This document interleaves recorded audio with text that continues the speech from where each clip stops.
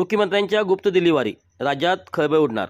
मुख्यमंत्री देवेंद्र फडणवीस यांनी काल रात्री उशिरा दिल्लीला जाऊन पहाटे परत आल्याने राजकीय वर्तुळात मोठी उलाढाल होण्याची चर्चा राज्याच्या राजधानीत सुरू असताना आज सायंकाळी उपमुख्यमंत्री सुनेत्रा पवार ही दिल्लीला जाणार असून महामंत्री मोदी व गृहमंत्री अमित शहा यांना भेटणार असल्याचे संकेत मिळत आहेत।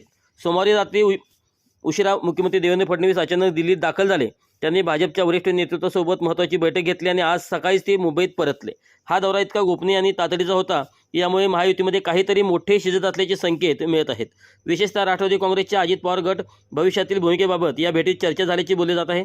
मुख्यमंत्री मुंबईत परत असताना उपमुख्यमंत्री सुनेत्रा पवार आज मंगळवार दिनांक 10 फेब्रुवारी संध्याकाळी 6:45 दिल्लीत पोहोचत आहेत। त्यांची पहिलीच सौजन्य भेट असल्याचे सांगण्यात येत असले तरी त्यांच्यासोबत राष्ट्रवादीचे प्रदेशाध्यक्ष सुनील तटकरे आणि राष्ट्रीय कार्याध्यक्ष प्रफुल्ल पटेल यांची उपस्थिती बरंच काही सांगून जात आहे। सुनेत्रा पवार बुधवारी पंतप्रधान नरेंद्र मोदी आणि गृहमंत्री अमित शहा यांची भेट घेणार आहेत। राजकीय वर्तुळातील सर्वात मोठी चर्चा म्हणजे राष्ट्रवादी काँग्रेसच्या अजित पवार गट विलिनीकरणाची। मुख्यमंत्री आणि उपमुख्यमंत्री यांच्या दिल्ली दौऱ्याच्या केंद्रबिंदू हा विलिनीकरणाचा फॉर्म्युला असू शकतो अशी शक्यता वर्तवली जात आहे। राज्यात मित्रपक्षाची याबाबत प्राथमिक चर्चा सुरू झाल्याची माहिती समोर आली असून दिल्लीतील हायकमांडकडून त्याला अंतिम मूकसंमती मिळण्याची प्रतीक्षा आहे।